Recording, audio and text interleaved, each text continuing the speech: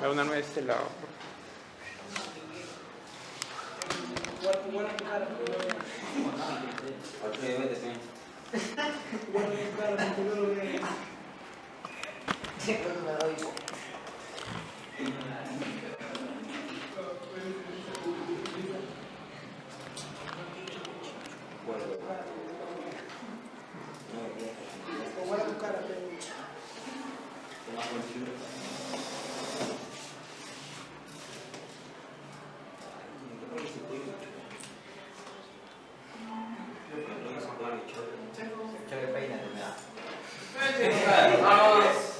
Vamos a empezar. Vamos a tratar de ver un poco el día de hoy en la clase introductoria, la primera clase que vamos a tener.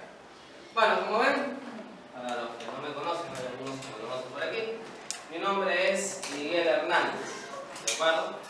Durante el presente año vamos a trabajar el curso de química. ¿Está bien? Vamos a trabajar el curso de química. Ahora van a ver algunas particularidades en el curso, ¿de acuerdo? El curso de química no puede estar completo si es que no hay la parte práctica. No puedo aprender química si no experimento.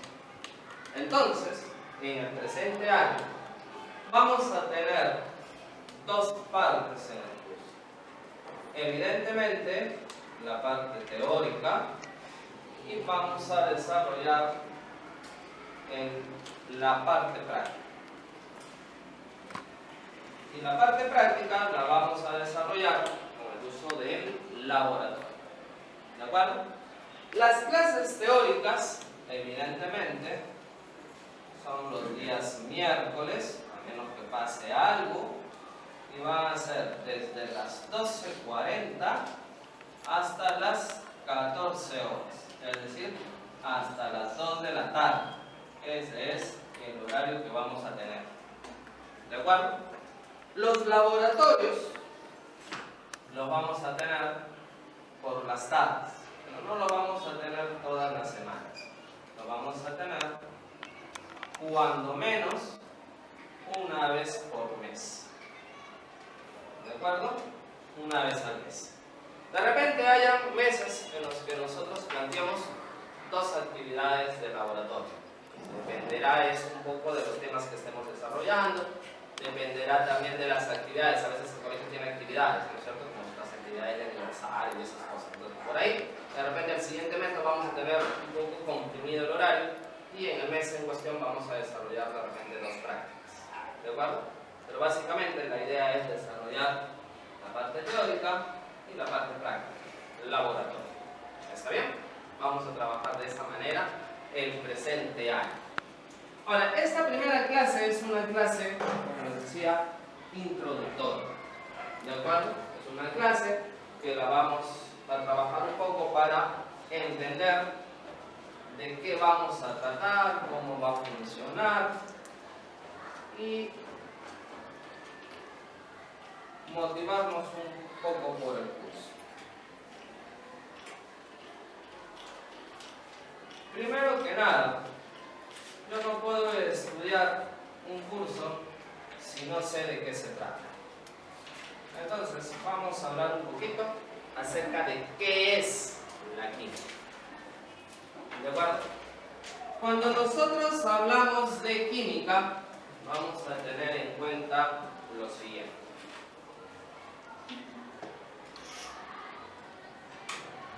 Creo que todos estarán de acuerdo conmigo que la química es una ciencia.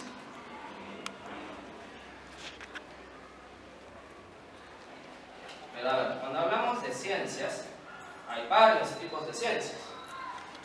La historia es una ciencia social, ¿sí o no? Ciencia social, la historia. Ya está. Oye, bajo esa idea, bajo ese concepto, ¿qué tipo de ciencia es la química?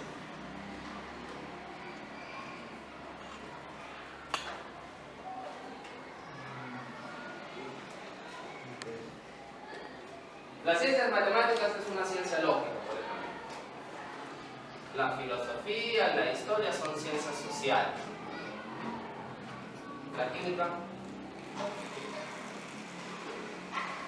la biología, química, biología, anatomía, eso están dentro de un solo grupo. ¿Qué tipo de ciencia es? ¿Nada? Naturales, muy bien, por fin, algo. Es una ciencia natural. Listo. Por ser una ciencia natural,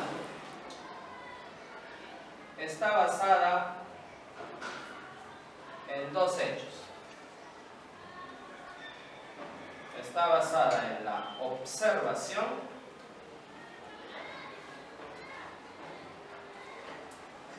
y en la experimentación.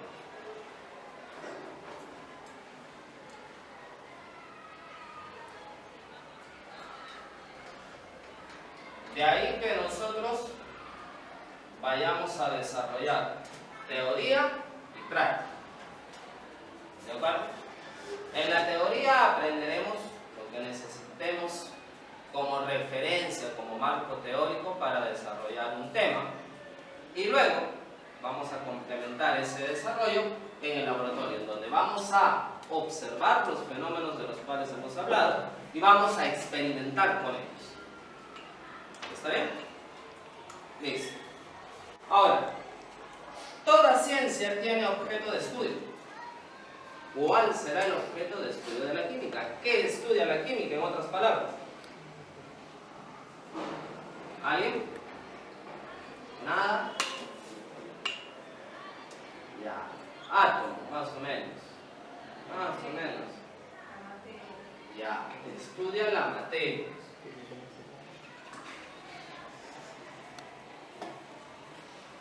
Entonces, el campo sobre el cual vamos a trabajar es netamente la materia, porque ese es el objeto de estudio de la química.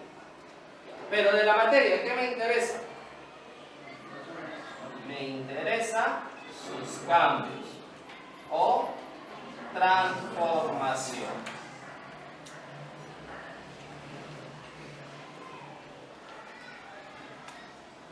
Oye, y la química, si bien es cierto, estudia cambios y transformaciones, ¿para qué me sirve? Porque de algo tiene que servirme, ¿es cierto? Por las puras no estudiamos química, no nos preocupamos de enseñar química en el colegio, a nivel preuniversitario, a nivel universitario. ¿Para qué me sirve la química? Buena pregunta, ¿no? Ahora, mira a tu alrededor, las cosas que tienes a tu alrededor. ¿Qué hay a tu alrededor? Ya, sobre tu carpeta, hay cuadernos, hay lapiceros, ¿no es cierto? El aula está pintada, tiene ventanas, ¿no es cierto? Las ventanas evidentemente tienen vidrios. Estos vidrios están montados sobre marcos de aluminio. Tenemos focos fluorescentes, ¿no es cierto? La ropa que usas está formada por fibras. Oye, y en todo eso hay química.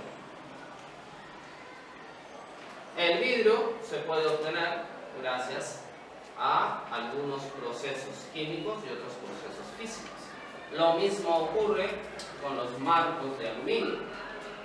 El color de las paredes, el color del plástico que está aquí abajo, también se obtiene mediante procesos químicos. El plástico es un derivado del petróleo, que se obtiene a través de procesos químicos. Las fibras de tu ropa, que evidentemente no son 100% naturales, porque no son de puro algodón, ¿cierto? Esas fibras de tu ropa han sido diseñadas también mediante procesos químicos. Cosas tan sencillas como, por ejemplo, el preparar la comida. Ahora vas a llegar a casa, vas a comer rico después, ¿no? Vas a llegar con hambre, porque vas a estar hasta las 2 de la tarde. Probablemente yo no te deje salir hasta las 2:20, ¿cierto? Para que llegues con filo a tu casa. Ya. Ya. Oye, el proceso de preparación de los alimentos es un proceso químico. Cuando yo cocino una verdura, una carne o cualquier otro producto, lo que ocurre es un cambio químico, hay una reacción. Después de comer, nos da sueño, ¿sí o no? Terminamos de almorzar, ¿no te da sueño generalmente? Sí, generalmente da sueño, un poquito de sueño, ¿sí o no? Algunos tendrán la suerte de que podrán unos 20 minutitos, media horita, ¿sí o no? De descanso. El que no pueda, se tiene que aguantar el sueño. Pero oye, el proceso por el cual nosotros digerimos los alimentos es un proceso químico también. Entonces, donde veamos, hay química. Pero básicamente la química nos permite, a través de su aplicación,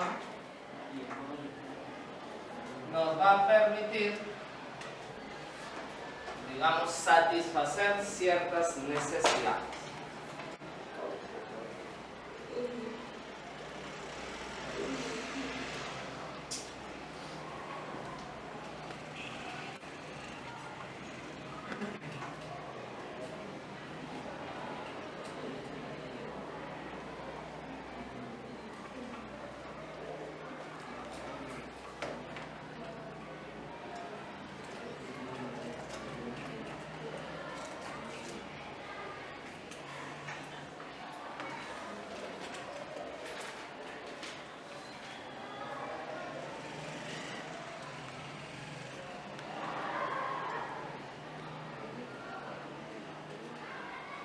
¿De acuerdo? Entonces, ya sabemos qué es la química, qué estudia. En esta primera clase vamos a hablar un poquito de la historia de la química. ¿De acuerdo? Vamos a hablar de la historia de la química.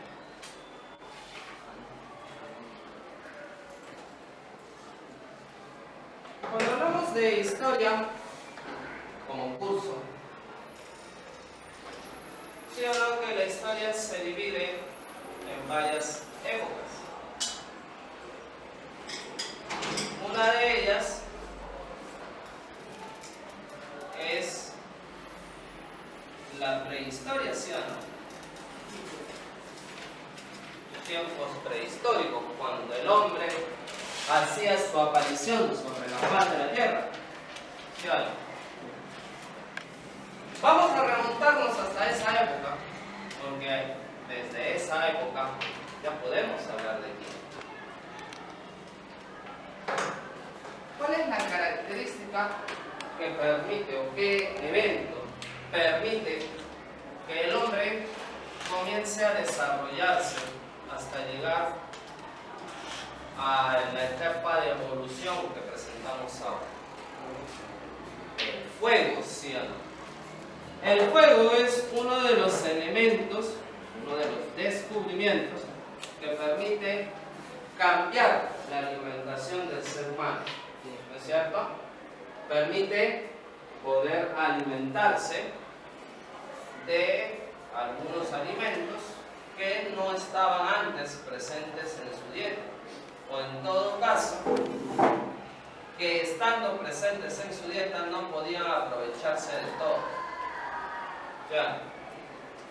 Entonces, en la prehistoria, lo primero que ocurre es poder manejar el fuego. Oye, el hecho de que el hombre descubra el fuego le permite a él controlar una reacción química. La combustión es una reacción química. Si controla el fuego, ha aprendido a controlar una reacción química básica. ¿Sí o no? Podemos decir que ya aparecen las primeras ideas de transformaciones químicas. Pero el hombre no solo usa el fuego para cocer sus alimentos. No solo utiliza el fuego para proporcionarse calor por las noches. ¿Para qué otras cosas comienza a usar el fuego?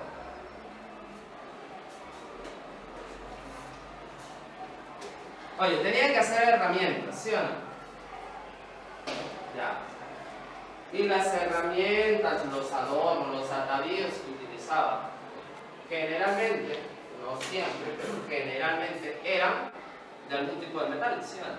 Por eso hablamos de la edad del bronce, la edad del hierro, ¿sí o no? La edad de los metales. Oye, ¿pero qué? ¿Acaso el hierro, el bronce aparecían así como crecen los arbolitos? No, no es cierto. Tenían que extraerlos de la tierra. Y después de extraerlos, ¿qué tenían que hacer? Purificarlos. Y para purificarlos, ¿qué hacían? Utilización de hornos, fuego, ¿sí o no? Los purificaban, los fundían y después podían generar o crear las herramientas que ellos querían. Entonces, el descubrimiento del fuego, ¿qué cosa origina? Oye, origina la aparición de la metalurgia. La metalurgia es el trabajo con los metales. Ya. ¿Qué otra cosa impulsa? Por ejemplo, si nosotros vamos al Museo de Historia, nos comenzamos a pasear por las salas de las diferentes culturas. Hay algo que es común en todas. La cerámica, muy bien. La cerámica, ¿sí o no? Oye, y para producir un objeto de cerámica, ¿sí o no que hay que cocerlo? Hay que cocer este objeto de cerámica. La cerámica, por ejemplo, está presente en la taza del desayuno que tú usas todos los días. ¿Alguna vez se te ha roto una de esas tazas? Sí. Ya. ¿De qué color es el interior de la taza?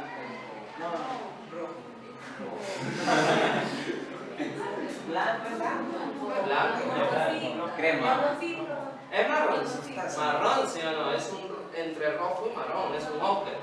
Es más o menos del color de las macetas, ¿sí o no? De las macetas cocidas. Pero tu compañero también tiene razón. A veces rompemos tazas o a veces rompemos platos y resulta que la parte interna no es marrón, es blanca. Losa, por ahí. El nombre correcto es porcelana. Una diferencia. La porcelana es, digamos, un manejo más avanzado. ¿Dónde surge la porcelana por primera vez? ¿Alguien sabe? ¿Nada? La porcelana por primera vez aparece en China. Durante muchos años China fue el único lugar en donde se producía porcelana y se producía la porcelana más fina. ¿Y cuándo aparece la porcelana? Según indicios, data de más o menos cerca de 3.200 años antes de Cristo. Desde esa época ya se producía porcelana. Muy bien, pero a ver, aparte de la cerámica, la porcelana, ¿qué otras cosas hay, digamos, en esa etapa de la historia?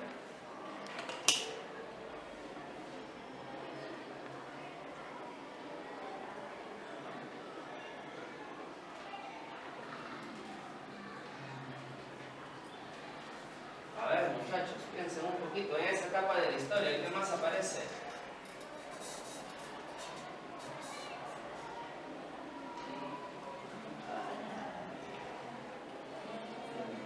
También comienzan a aparecer los derivados lácteos.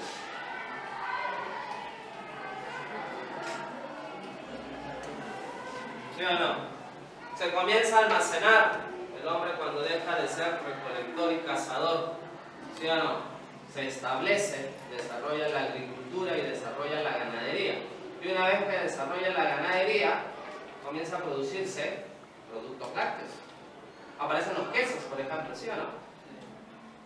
Oye, y el queso es digamos, para generar queso hay todo un proceso químico con la leche. Primero tiene que separarse la parte sólida de la parte líquida. Ese tipo de separación se produce a través de bacterias. Lo puede producir a través de procesos físicos como centrifugación, por ejemplo. Pero en esa época no conocían la centrifugación, así que a nivel de procesos químicos, con el uso de bacterias, hacen la separación. Y para producir un queso, la bacteria debe de comenzar a generar un proceso de fermentación. Entonces, oye, de manera empírica comienzan a generar o a trabajar con procesos químicos. Entonces, en esta etapa de la historia, la química es, digamos, aplicada de forma meramente práctica. No tenían idea de lo que estaban haciendo con exactitud, pero sabían que siguiendo ciertos procedimientos llegaban a obtener un resultado. No buscaban explicar por qué, pero sí hacían uso de esos procedimientos. Luego viene la parte de la historia antigua, ¿sí o no? La parte de la historia en donde Grecia y Roma eran los más preponderantes.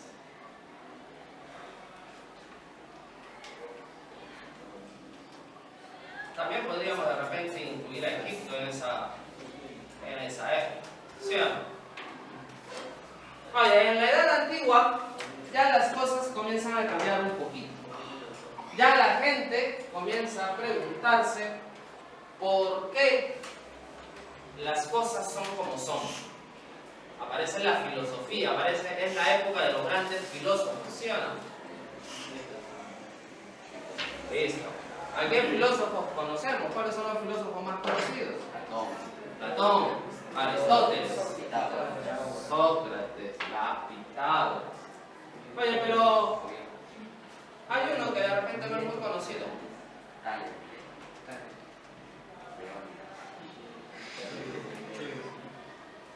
Leucipo. Leucipo tenía un discípulo. Curiosamente, el discípulo es un poco más conocido que el maestro.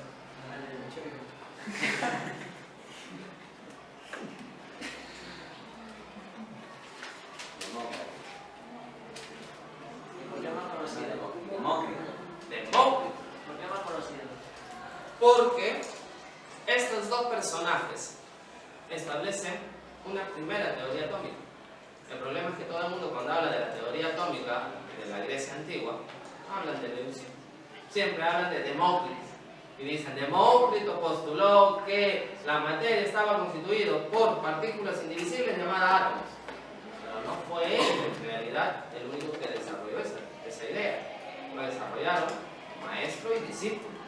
Pero generalmente, cuando tú revisas algún video en internet, algún texto, siempre terminan hablando de Demócrito. ¿De acuerdo? Ya, ellos fueron las primeras personas que proponen la idea de átomo.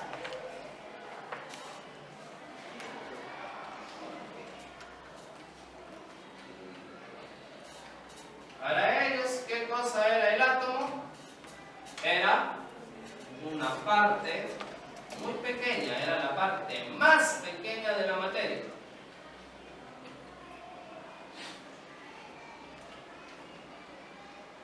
Que no podía dividirse ya. ¿Por qué digo que ya no podía dividirse? Porque el planteamiento con el cual trabaja es de que cualquier puede ser dividida, ¿no es cierto? Pero va a llegar un momento en el que la porción de materia va a ser tan pequeña que ya no vamos a poder dividir. Y esa porción de materia que ya no puede ser dividida, le dan el nombre de átomo. Oye, pero cuando tú mencionaste a los filósofos más conocidos, mencionaste a uno de ellos, Aristóteles. ¿Sí o no? Aristóteles junto a Platón, junto a otros grandes filósofos, fueron los que de una u otra manera marcaron el pensamiento, digamos, durante muchos años, ¿sí o no? Y hubo un pequeño problema. ¿Cuál es el problema? El problema es que Aristóteles no estaba de acuerdo con esta teoría.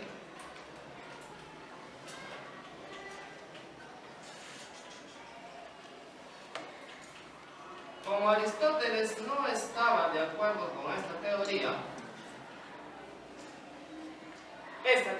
queda olvidada por muchos años. Por muchos años queda olvidada. ¿De acuerdo? En su lugar comienzan a surgir otras teorías, ¿no? De que la materia, por ejemplo, está conformada por 4 elementos básicos, que seguramente no se conocen. ¿Cuáles son esos 4 elementos básicos? ¿Cuáles son los 4 elementos básicos, muchachos? Que los antiguos creían que estaba constituida toda la materia.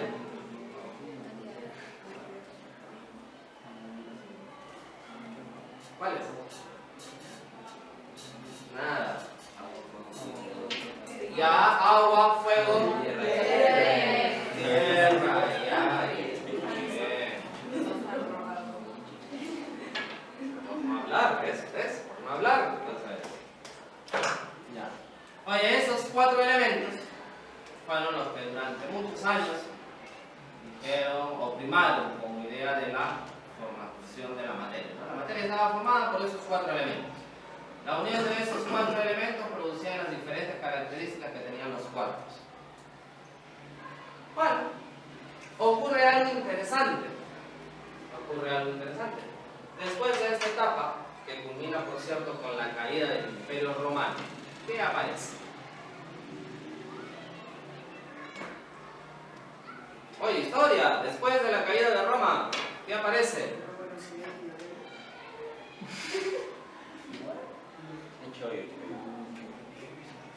¿En historia está tan mal?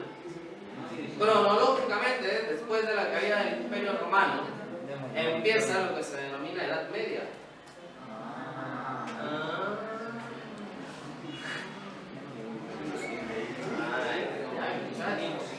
Me preocupa, me comienzan a preocupar. Yo pensé que quinto estaba mejor que cuarto y cuarto está mejor que quinto. ¿Qué pasó? Ya acabo de salir de cuarto de secundaria y tenían más idea de lo que pasaba en la historia que ustedes. ¿Qué está pasando? Ya. Bueno, después de la Edad Antigua aparece la llamada Edad Media. Pero en la Edad Antigua también se desarrollan algunos procesos químicos de manera meramente práctica. ¿Qué tomaban los romanos cuando comían sus alimentos? Vinito, ¿sí o no? Los egipcios, ¿con qué celebraban sus fiestas? ¿Vino? La élite celebraba con vino, pero el pueblo, los esclavos, con algo que hasta ahora, el día de hoy, seguimos consumiendo: agua. Chelita, agua. ¿Te estoy diciendo cerveza? Tú has dicho vino. No, cerveza, le dije.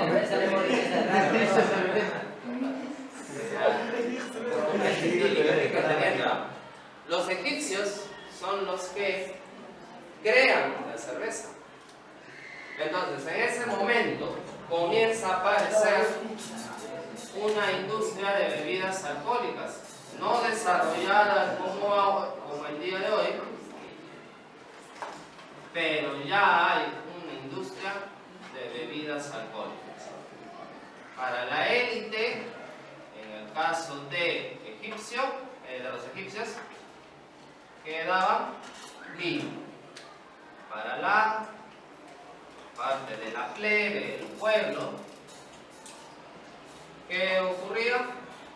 Cerveza. Era muchísimo más barato de producir. ¿De acuerdo? Oye, pero no solo eso. Aparece también la industria de las pinturas, por ejemplo. ¿Sí o no? Teñido de telas, teñido de, digamos, las pinturas que usaban para representar sus jeroglíficos Ya. Pero a ver, sigamos avanzando.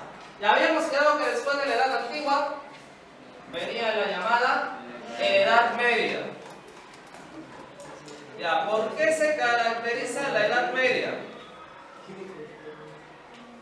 ¿Qué ocurre con las ciencias durante la Edad Media? Se paralizan. Bien, eso es lo que garantiza, ¿sí o no? ¿Por qué se paralizan las ciencias durante la Edad Media? Porque hay un dogma, ¿sí o no? Lo que no está en la Biblia es mentira, es herejía, ¿sí o no? Entonces, todos los avances que pudieron haberse dado en esa época se ven paralizados.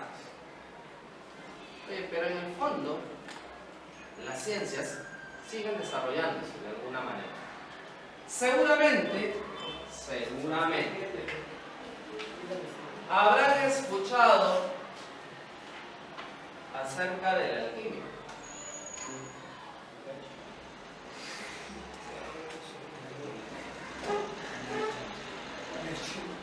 ¿Sí?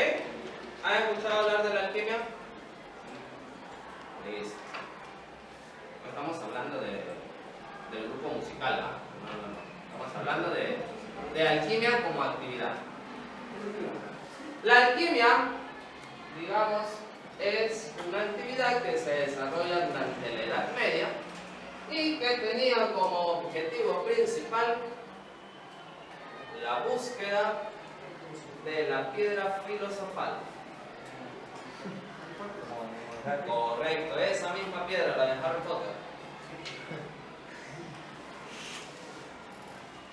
Ya. ¿Y qué cosa era la piedra filosofal?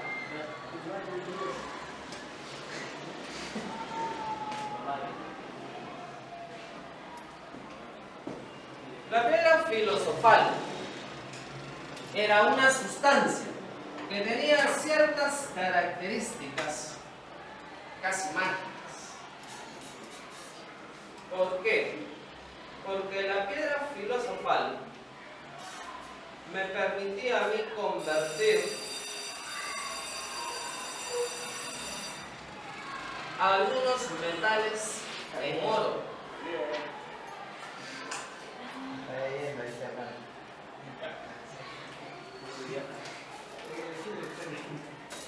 Por ejemplo, uno de los metales que históricamente se buscaba convertir en oro era el plomo.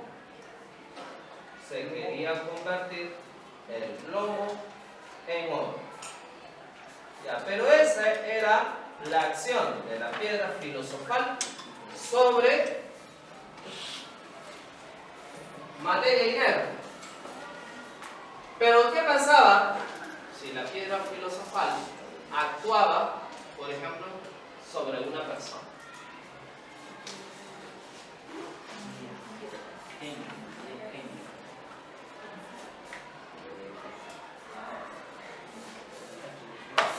Si actuaba sobre una persona, producía un efecto.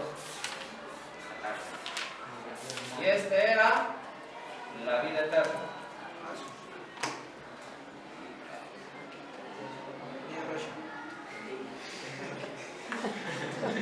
Oye, se desarrollaba un poco a escondidas en la sombra, porque evidentemente todo esto era una cuestión que iba en contra del dogma de la iglesia. ¿Sí o no?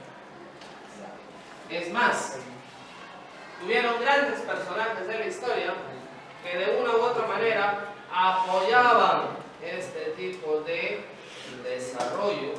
¿Por qué? Porque buscaban riquezas, buscaban vida eterna. Hay historias en las que, por ejemplo, a los reyes les daban bebidas hechas a base de mercurio, porque el mercurio tenía ciertas propiedades místicas.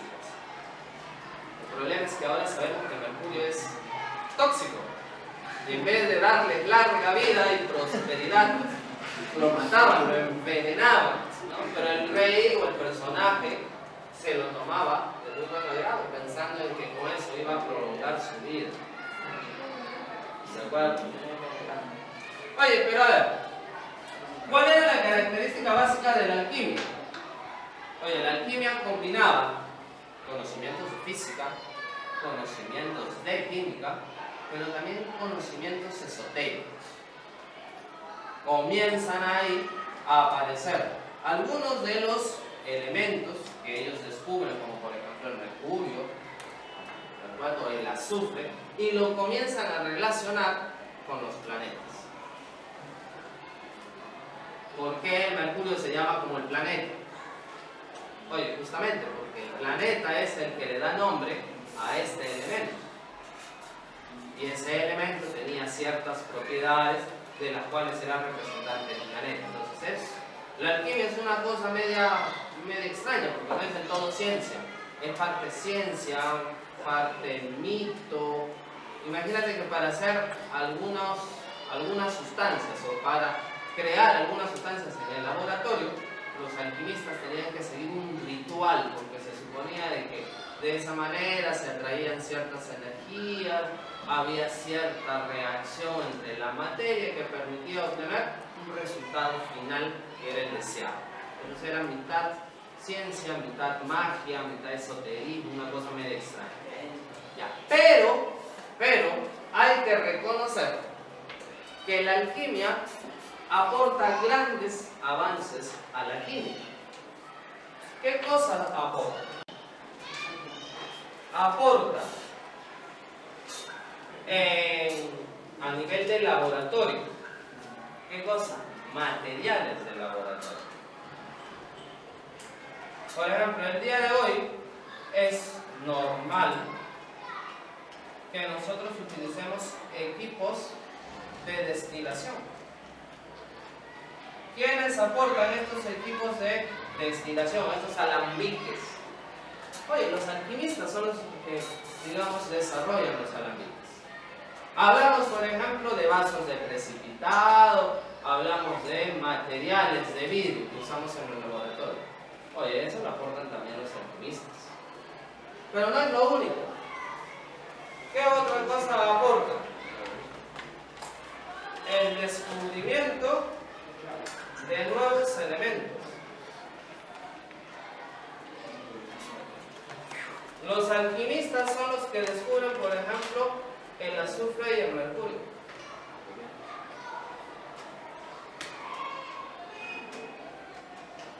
Pero evidentemente no solo elementos, sino también compuestos. Por ejemplo, los alquimistas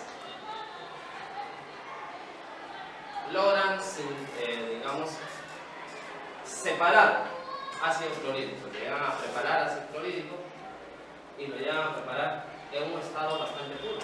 Y lo describen las técnicas de obtención del ácido clorhídrico. Digamos, obtener también ácido sulfúrico. ¿De acuerdo? Entonces, a pesar de todo, esta época aporta algunas cosas que hasta el día de hoy nosotros seguimos utilizando. Ya, oye, termina la Edad Media. ¿Qué empieza? La Edad Moderna.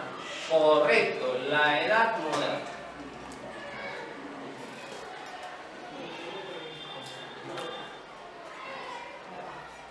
Concretamente, nos interesa los siglos XIX y XX.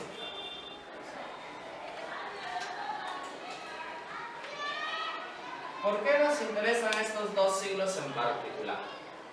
Oye, por una sencilla razón. En los siglos XIX y XX hay un avance tal en las ciencias que, digamos, la química comienza a aparecer como una ciencia independiente. ¿De acuerdo? Aparece como ciencia independiente. Una de las primeras cosas que ocurre en la Edad Moderna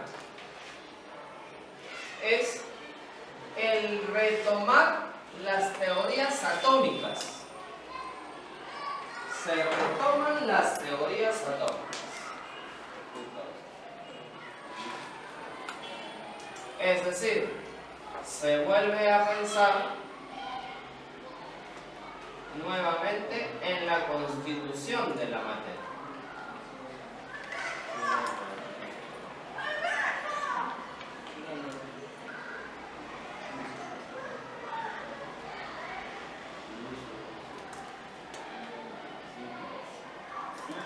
Estas teorías atómicas permiten ahora explicar ciertos fenómenos. ¿De acuerdo? Ciertos fenómenos. Ahora, evidentemente, una teoría es válida mientras pueda explicar ciertos fenómenos. Cuando deja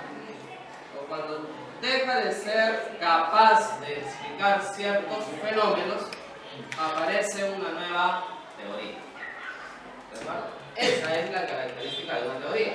Es válida mientras pueda explicar algo. Cuando comienza a fallar o cuando viene una teoría que puede explicarlo de una mejor forma, entonces se desecha esa teoría y se adopta la nueva. En el caso de los átomos, aparecen en este corto periodo de tiempo, cerca de 200 años, aparecen en menos, quizás un poco menos, aparecen más o menos en un periodo de 120 años, varias teorías atómicas, varias. Una de ellas,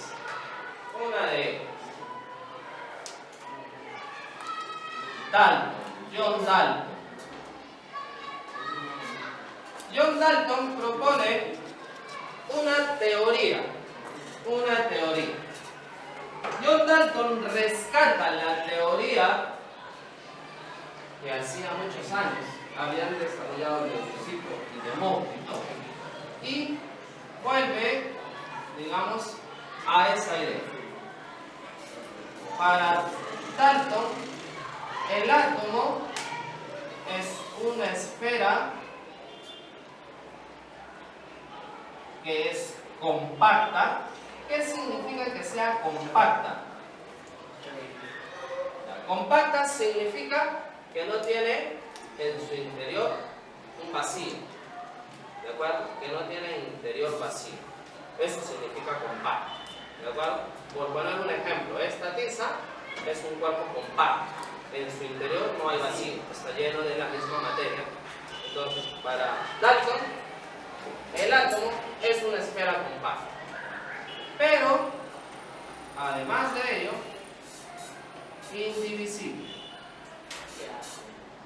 Hasta ahí ha rescatado la idea que se había desarrollado en la antigua Grecia. ¿Cierto? Hasta esa. Pero,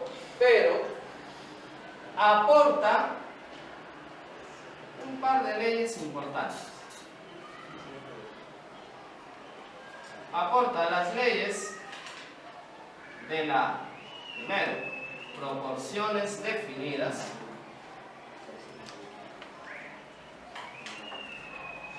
y después la de las proporciones múltiples. ¿Qué cosa es esto? Ahora, vamos a verlo a través de un ejemplo.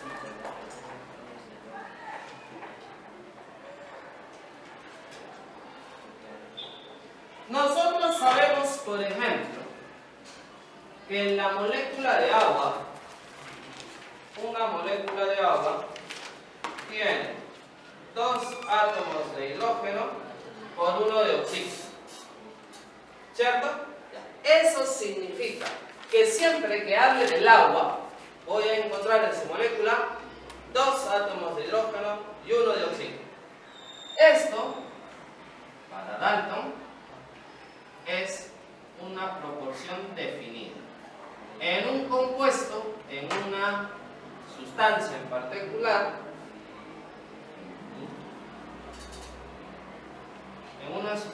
particular, la relación entre los átomos está perfectamente definida.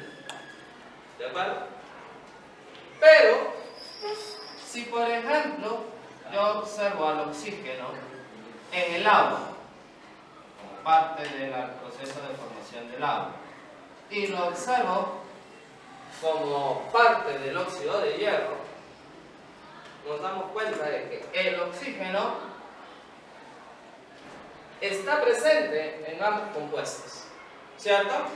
Pero en el primer compuesto es un átomo de oxígeno y en el segundo compuesto hay 3 átomos de oxígeno. Y eso significa que el oxígeno puede combinarse con otros elementos, pero en proporciones diferentes. Y eso es lo que describe Dalton a través de sus proporciones múltiples. Entonces, para Dalton es 2 ideas básicas. Los átomos se mezclan entre sí siempre con proporciones definidas. Pero cuando veo a un elemento, al átomo de un elemento, mezclado con otros elementos, siempre los va a hacer en proporciones diferentes. Por eso proporciones múltiples. Y siempre dice, siempre, la relación son números enteros. ¿De acuerdo? Muy bien. Ahora, después de Dalton, surge otras teorías atómicas. Cuando Dalton propone esta teoría atómica, cuando Dalton la propone, había un pequeño detalle. La electricidad recién se estaba estudiando. Así que años más tarde, cuando ya se sabían o se conocían ciertas propiedades de la electricidad, gracias a los experimentos de Volta y de tantos otros científicos, hay un pequeño desfase con la teoría de Dalton. La teoría de Dalton funcionaba hasta ahí bastante bien. Pero ¿cuál es el desfase? El desfase es que la electricidad está constituida por electrones en movimiento. Esa es la electricidad, electrones en movimiento. Entonces surge ahora una idea. Oye, la materia, el átomo después de todo no era indivisible. El átomo dentro de sí tiene partículas que son negativas. ¿Sí o no? Son los electrones. Entonces, ¿qué ocurría con la teoría atómica de Dalton? Dejaba de tener sentido, porque para Dalton eran esferas compactas. No me hablaba de que tenían carga positiva ni carga negativa, y además, para Dalton era una sola esfera, no tenía partes. Y ahora se descubre que al menos hay una parte conocida como electrón. ¿Sí o no? Entonces, ¿qué ocurre? Bueno, tiene que venir una nueva ley.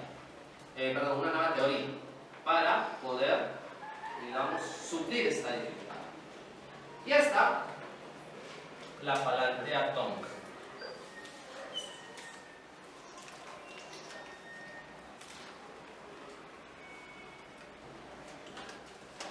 Thomson dice, bueno, está bien, dentro del átomo hemos encontrado electrones. Muy bien. Pero, ¿cómo están ordenados estos electrones dentro del átomo? Bueno, a él se le ocurre una idea de explicar esto. Dice, los átomos que hemos estudiado son eléctricamente neutros, es decir, no tienen carga positiva ni tienen carga negativa. Ya, cuando comenzamos a mover los electrones aparece evidentemente la electricidad, pero hasta ese momento un átomo no tiene carga positiva ni negativa, es neutro. Si los electrones son partículas dentro del átomo, entonces yo puedo imaginar, dice, a un átomo de esta manera. Lo puedo imaginar como si fuese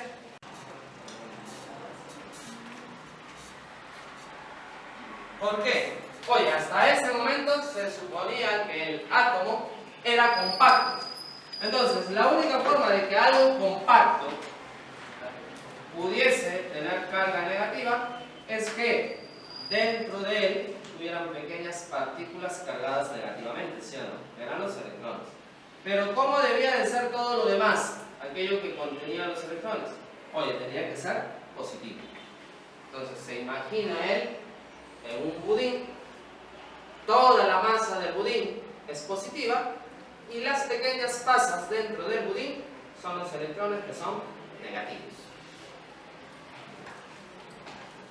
Pasan los años, y viene otro científico y dice, oye, espérate un ratito.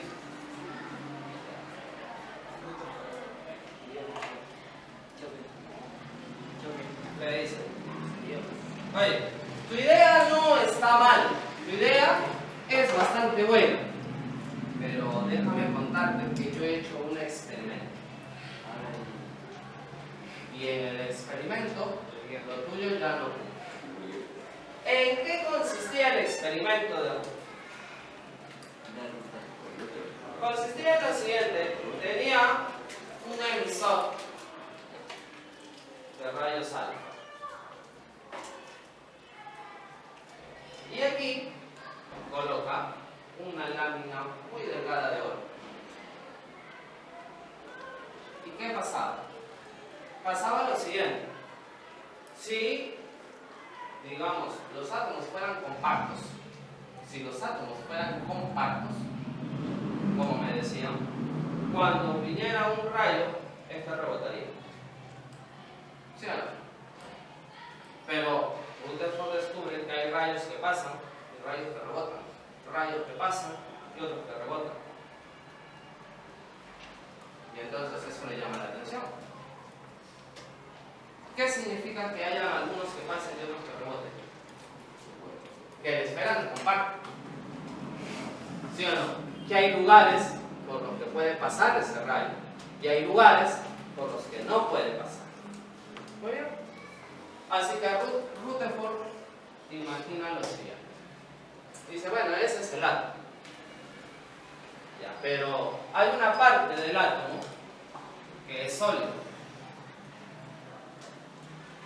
Y a esa parte sólida se llama núcleo. Y hay una parte que no es sólida, que debe de permitirme el paso de estos rayos. Y entonces él razona de esta manera. Cuando viene un rayo y pasa por esta sección o golpea esta sección es, dice, bastante permeable. Entonces el rayo la atraviesa. Pero cuando el rayo colisiona con esta sección, el rayo rebota. ¿De acuerdo? El rayo rebota. Entonces, Rutherford lo que acaba de descubrir es el núcleo atómico.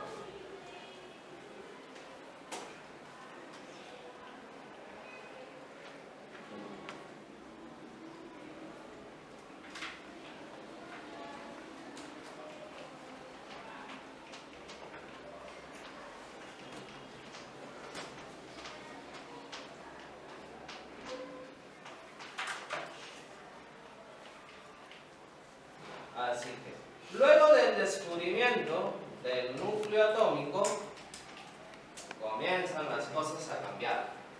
Y dicen, bueno, ya, el átomo no es una esfera compacta, no es del todo compacto. Ya. ¿Qué hacemos entonces? ¿Cómo explico que haya un núcleo? ¿Y cómo va a estar este núcleo? Oye, y ahí surge una nueva idea. ¿Cierto? Ustedes han visto, y es el dibujo clásico de un átomo. Así, ¿no? Una bolita en la parte central.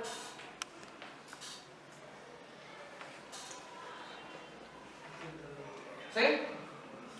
¿Han visto ese dibujito de átomo? Sí, ¿no es cierto? ¿Y qué representa? El núcleo y los electrones en órbita, ¿no es cierto? Ya está. Entonces, Rutherford lo que está sugiriendo es un modelo planetario.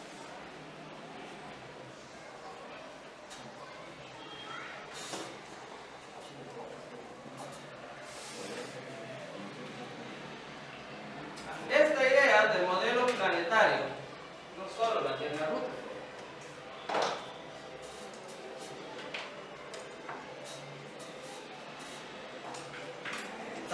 tiene otro personaje.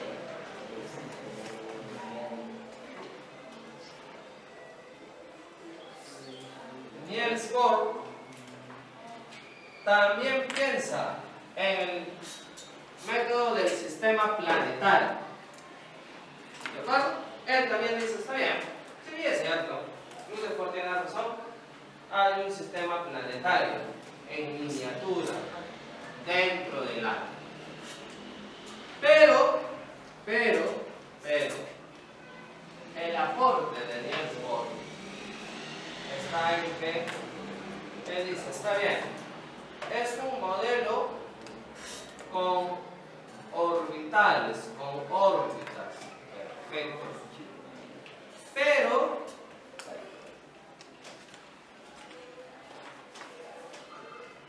para describir esta nueva teoría, hace uso de la mecánica cuántica.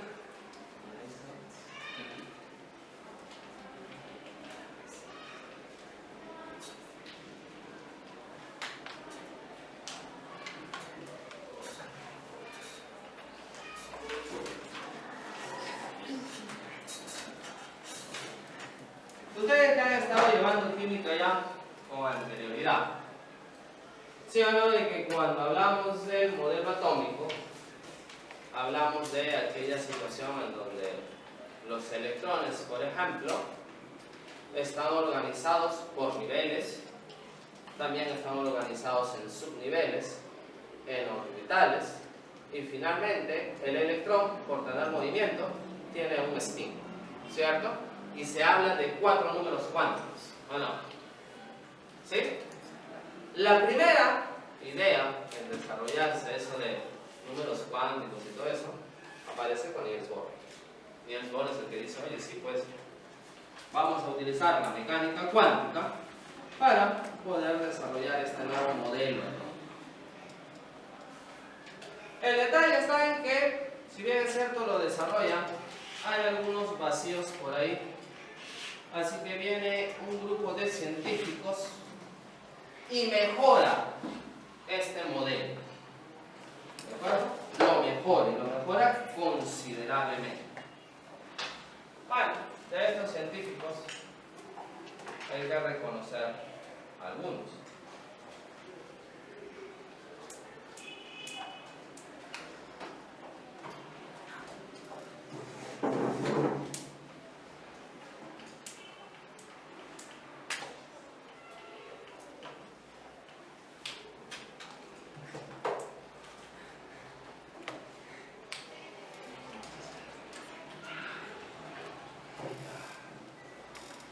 A ver, ahí, por ahí.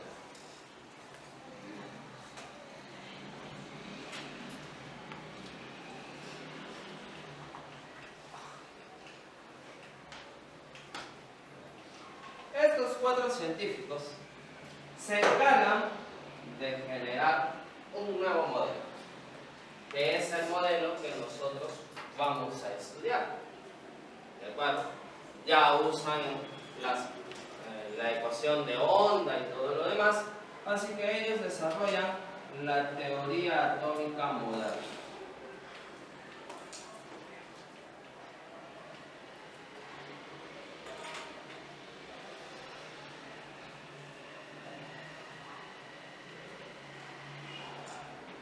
Pero a ver, ese es un aspecto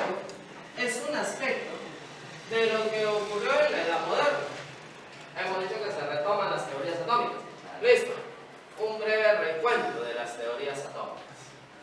Breve recuento, nada más, no hemos profundizado en ello. Pero no es lo único que ocurre con la química durante esta etapa. A ver, entre los grandes avances de la química está en que se desarrolla lo que se conoce como la tabla periódica moderna.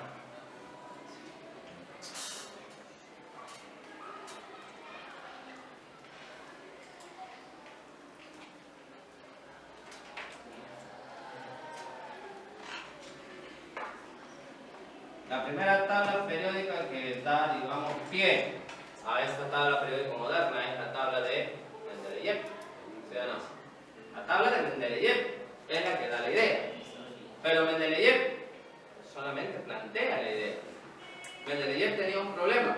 Ordenaba los elementos de acuerdo a su masa. A su masa atómica.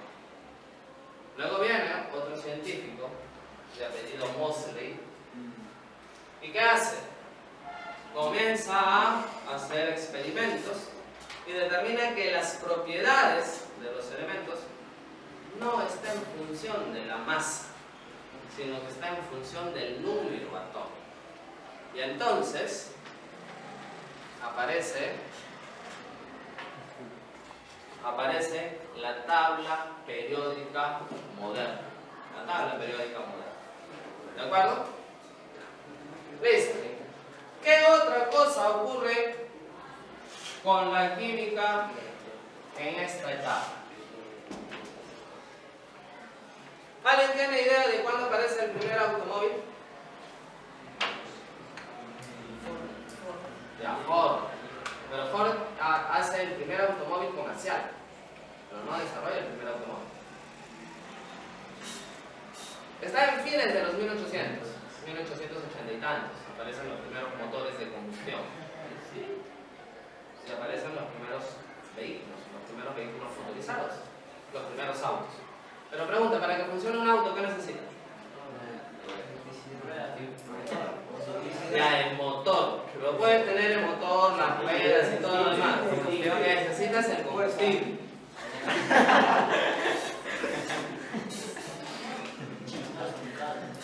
Los combustibles que nosotros utilizamos, ¿de dónde se obtienen? Del petróleo. ¿Sí o no? Ya, entonces aparece toda una industria que es llamada la industria del petróleo. ¿Sí o no? Y a partir de la industria del petróleo se desarrollan otros avances. Por ejemplo, del petróleo, ¿qué obtenemos? Aceites y lubricantes. ¿Está bien? Obtenemos caucho sintético. Obtenemos, por ejemplo, pinturas, diluyentes para las pinturas. Obtenemos, por ejemplo, brea. Evidentemente obtenemos gasolina, petróleo, ¿no? El diésel, que su nombre correcto sería diésel, nosotros le llamamos petróleo, pero su nombre correcto es diésel. ¿No? Solo una cuestión de costumbre. Su nombre correcto es el diésel. Muy bien, ¿qué más obtenemos? Hoy obtenemos ceras, por ejemplo. ¿De acuerdo? Obtenemos ceras. Por ejemplo, las señoritas, el lápiz labial que usan. La cera base de ese lápiz labial es un derivado del petróleo. Obtenemos, por ejemplo, plásticos. Entre los plásticos están los que conocemos como plásticos rígidos, plásticos blandos, ¿no? El tipo silicona, por ejemplo, un plástico blando. Y los plásticos rígidos son los que conocemos, por ejemplo, como el polipropileno, polietileno, poliestireno. ¿De acuerdo? El látex. El látex también. Ya, entonces, aquí el material del cual está hecho el condón es un derivado del petróleo. Entonces, en esta época, ¿qué ocurre?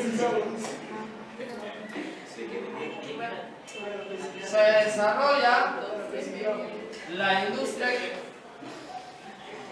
del petróleo.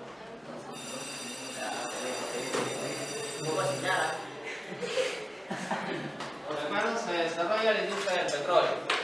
Espérense un rato.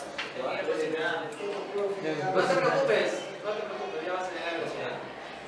Tengo que ir a cocinar, no apunte de nada, no has apuntado nada, absolutamente. No tienes que ver. No tengo que ver. ¿Siente que tenías ticket? Oye, eso.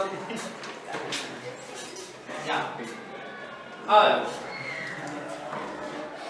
Durante estos dos últimos siglos, la química avanza considerablemente.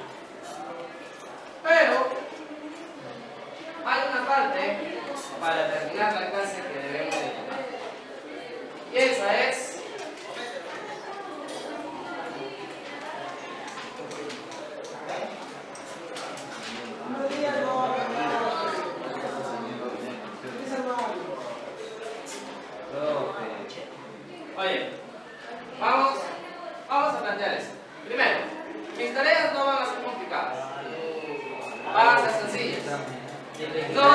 extensas.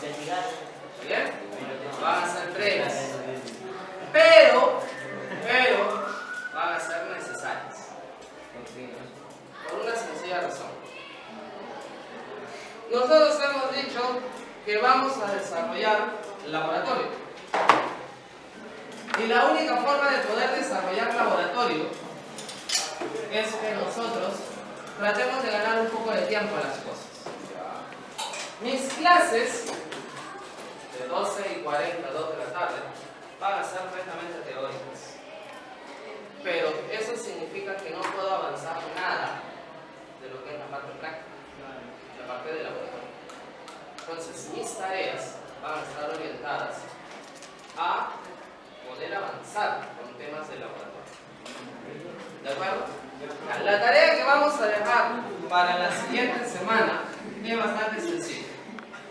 Ahora, ¿en qué consiste mi tarea? Vamos a describir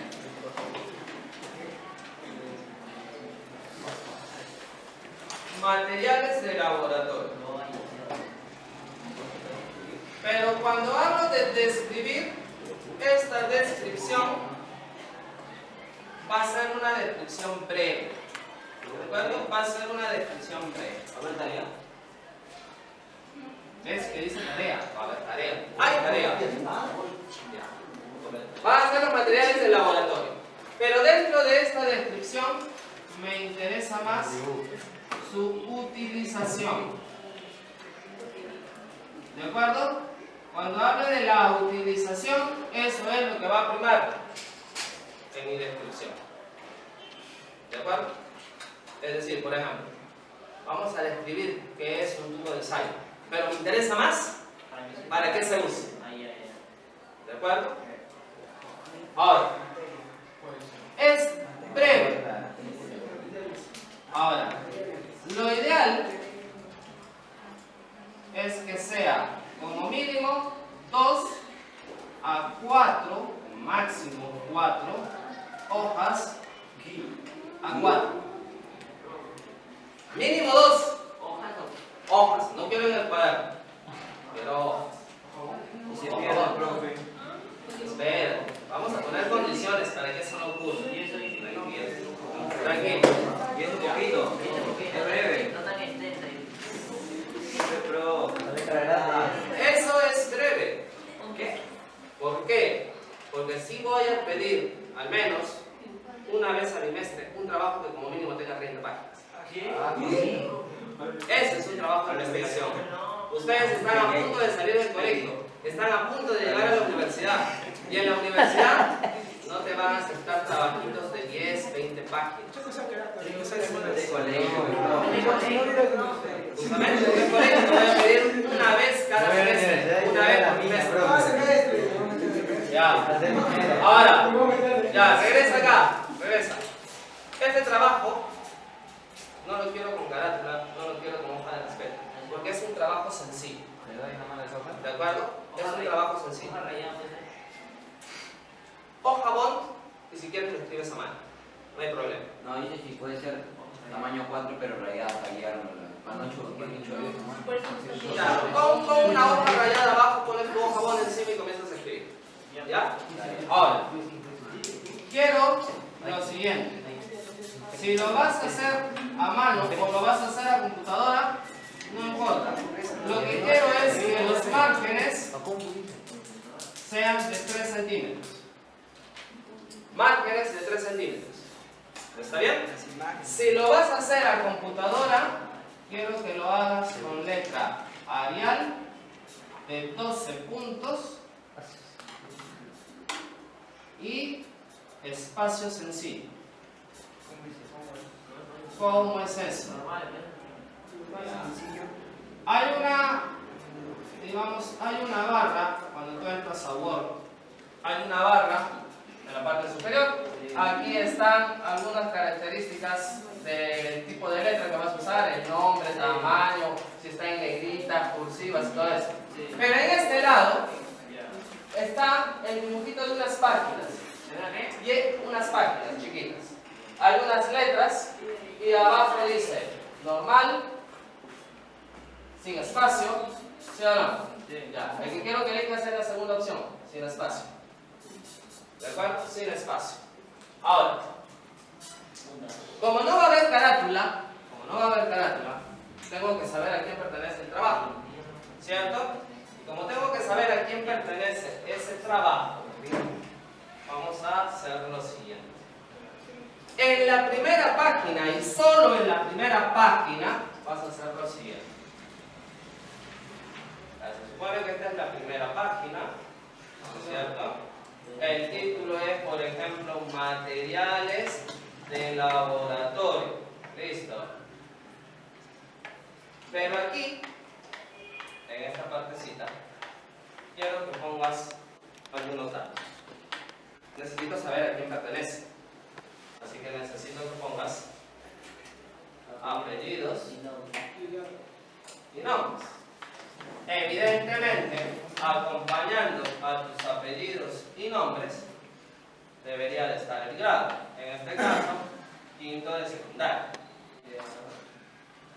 Ahora, una de las cosas que tiene este colegio y que me agrada es el lema. Su lema es lectura, lectura y más lectura, ¿sí o no? Y vamos a empezar a leer.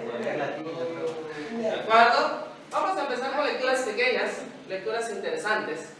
Pequeñitas, pero interesantes. ¿De acuerdo? Ahora, para mandarles esas lecturas, generalmente van a ser libros. Se los voy a mandar en PDF. No les voy a pedir que lean todo el libro. Van a leer algunas páginas que yo les voy a indicar del libro. Les voy a dar un tiempo y luego vamos a conversar sobre eso que deben haber leído. Así que para ello, para poderles enviar los materiales, necesito tener su email. Profe, yo no uso eso. ¿No qué? No sabes usar. Vas a aprender conmigo, no te preocupes. Vas a aprender. Si no tienes cuenta de correo, te creamos una. Listo. Ahora, lo que sí necesito es que ustedes en la última página, cuando terminen de escribir toda la investigación que van a hacer, en la última página me pongan así: fuente o fuentes, si es que han obtenido la información de varias partes. Y ahí me copies las direcciones de las páginas web donde has extraído la información, porque seguramente van a recurrir al internet. Entonces, si la has copiado de Wikipedia, entras a Wikipedia, abres donde pones la dirección, el www, lo seleccionas y lo copias y lo pegas. Si lo has sacado del Rincón del Mago, si lo has sacado de monografías.com, de donde lo hayas obtenido, lo copias. Y si lo sacas de un libro, pones el título del libro y el autor del libro. ¿De acuerdo? Ya. Ahora, ¿de qué materiales vamos a investigar? Porque son solamente algunos materiales de los que quiero que investigues. No vas a investigar de todo. Apunta. Ya 3 de la tarde. No te preocupes. No sé por qué andas preocupado del tiempo. Tienes que cocinar. Cómprame el mundo, no te preocupes. Ya, no te preocupes. Ya. ¿Qué materiales van a investigar? ¿O de qué materiales vamos a hablar? Primero, tubo de ensayo. ¿Cómo? Tubo de ensayo.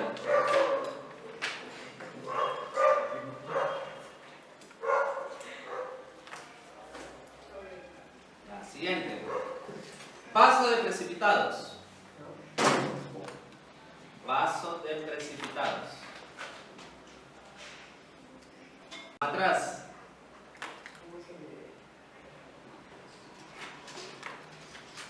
Siguiente. Pipeta.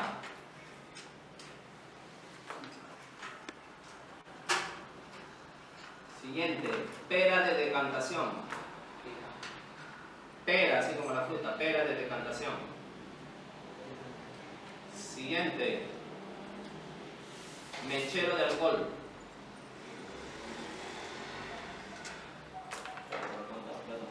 Mechero de alcohol. Siguiente. Fiola. Yo no quiero que lo compres, yo quiero que lo busques en internet y me digas para qué sirve. La carátula. No, no hay que... Ya eso. Esa es la primera página. O sea, en toda la primera página. pongo materiales de... Yo la profe. No. ¿Cómo pones? Pones un título y comienzas a desarrollar, ¿sí o no? Claro. Entonces, por ejemplo, el primer estuvo de ensayo. Ya, quiero que pongas en la primera página tus datos, materiales del laboratorio, Y centrado, y después, uno, tuvo de ensayo. Su dibujo y su papelado. Si quieres pones el dibujito, si no, no hay problema. Quiero que pongas la descripción, ¿Cuándo es esto, tu profe? ensayo, qué es, y para qué lo usas. ¿Para cuándo es eso? Para la siguiente clase. Mira, lo menos una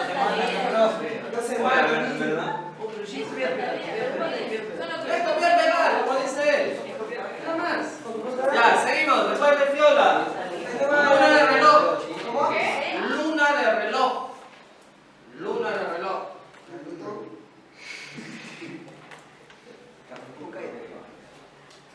Papel filtro. Papel filtro. Y último, indicadores ácido-base. Indicadores ácido-base. Base. Sin base. Ácido base. Profe, partido, profe, partido. ¿Partido de qué?